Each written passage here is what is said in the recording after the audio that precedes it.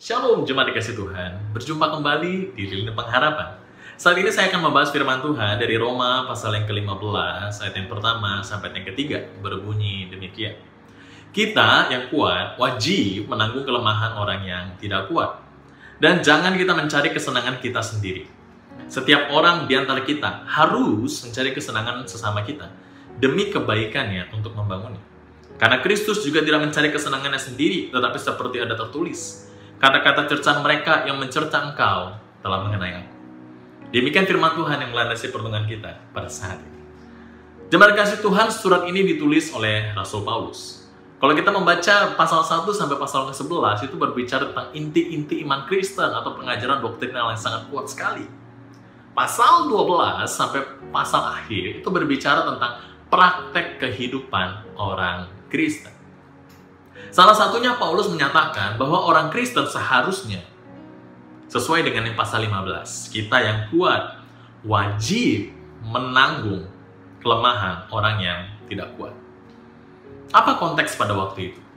Jemaat Kristen pada waktu itu jemaat Roma, ada beberapa jemaat yang bisa dikatakan imannya itu tidak kuat.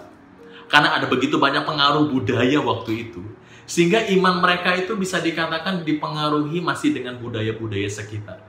Apa contohnya?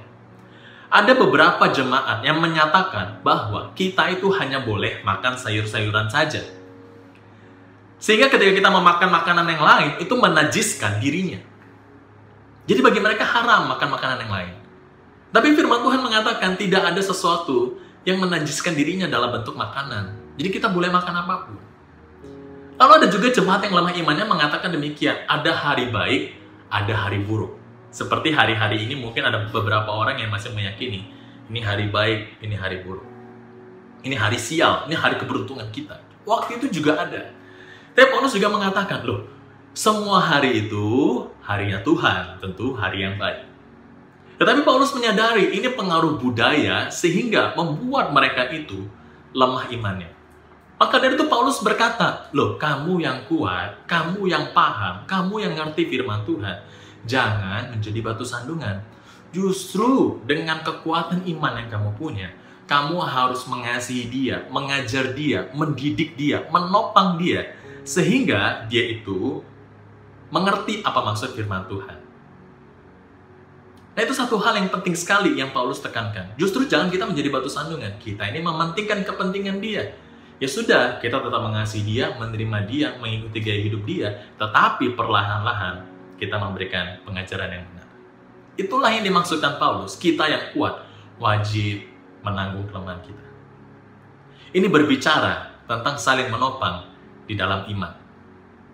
Jemaat dikasih Tuhan, mungkin hari-hari ini kita juga memiliki inti yang sama, sekalipun mungkin dalam konteks yang berbeda.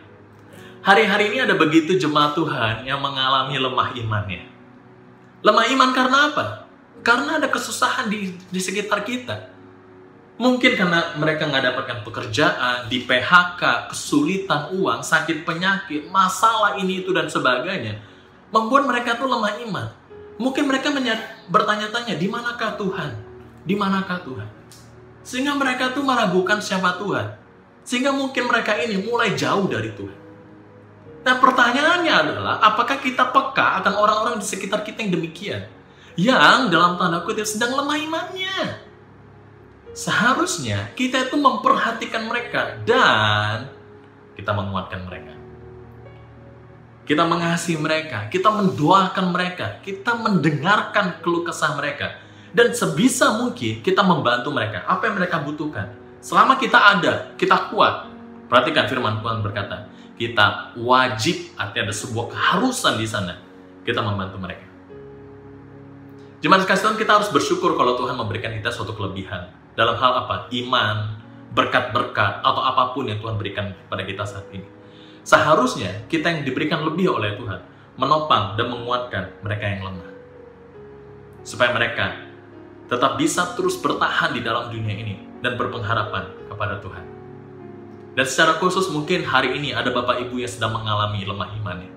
Saya berdoa kiranya Tuhan terus menguatkan Bapak Ibu, sehingga Bapak Ibu tetap terus setia berjalan dengan Tuhan di dalam masa-masa yang sedang sulit ini. Kiranya Tuhan menolong kita dan memberkati kita. Mari kita berdoa.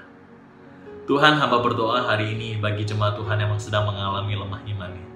Kiranya Tuhan, mungkin ada banyak pergumulan, ekonomi, relasi, masalah itu semua membuat kami lemah iman dan mempertanyakan Tuhan di mana. Hamba berdoa kiranya Tuhan Kau menguatkan, meneguhkan mereka. Sehingga di dalam kelemahan mereka ini mereka tetap melihat dan memandang kepada Tuhan. Mereka tidak hilang pengharapan pada Tuhan. Tuhan berikan jalan keluar yang terbaik sesuai dengan cara Tuhan. Nah, secara khusus hamba berdoa bagi kami semua yang diberikan kekuatan oleh Tuhan. Biarlah kami tidak mencari kesenangan kami sendiri, tapi kami memandang orang lain. Dan kami dengan berkat yang Tuhan berikan kepada kami boleh menguatkan, menghibur, dan mendoakan orang-orang yang sedang lemah imannya saat ini. Terima kasih Tuhan, mohon berkat-Mu atas kami. Di dalam nama Tuhan Yesus kami berdoa. Amin. Tuhan Yesus memberkati.